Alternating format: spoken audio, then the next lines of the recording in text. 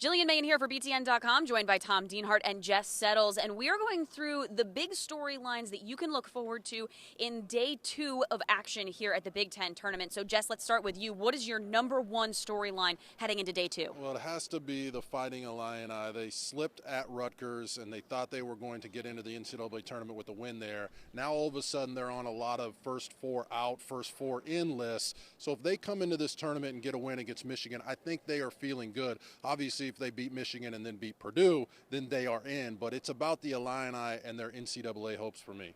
And there's an interesting storyline there with Michigan. Michigan, as of right now, is not in Washington, D.C., Tom. Yeah, big travel snafu for the Wolverines.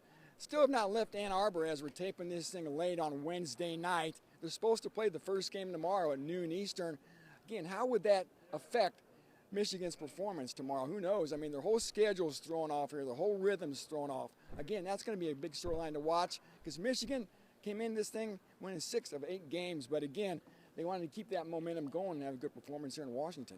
Can't imagine. That's got to be such a tough struggle for Coach Beeline there, trying to get them ready for this game, not knowing their travel schedule. So looking ahead to the next storyline that our fans need to look forward to. Look, the hottest team in the Big Ten right now is the Iowa Hawkeyes. I mean, they are not only playing fast offensively, they are finally guarding people. Peter Jock is obviously an explosive scorer, but the freshman class is doing damage as well.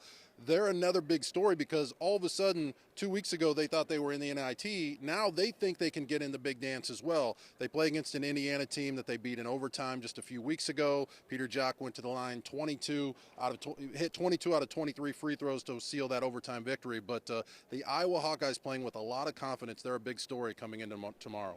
So many different storylines floating around with those teams trying to get into the NCAA tournament. It really changes every day. So, Tom, what is our next storyline that we need to look forward to? Because we've got 4 games tomorrow to look forward to. You know, Jess talked about Iowa being hot. Northwestern is not hot when they play tomorrow. They went 3-6 in their last 9 games. They're looking to try to reestablish that momentum.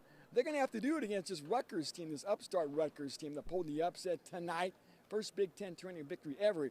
Can Northwestern get on track, get some offense from somebody other than Bryant McIntosh to get their rhythm going so they can have success and some momentum going into the big dance? Yeah, with talking with some of those Rutgers players after the game, they were saying that they know this Northwestern team well. There are no surprises here. They played them close at Welsh Ryan Arena, so I think they're feeling pretty confident heading into that Northwestern game. For Tom, Jess, and myself, be sure to continue following us on BTN.com for all of our behind-the-scenes access and getting you ready for the next day of action.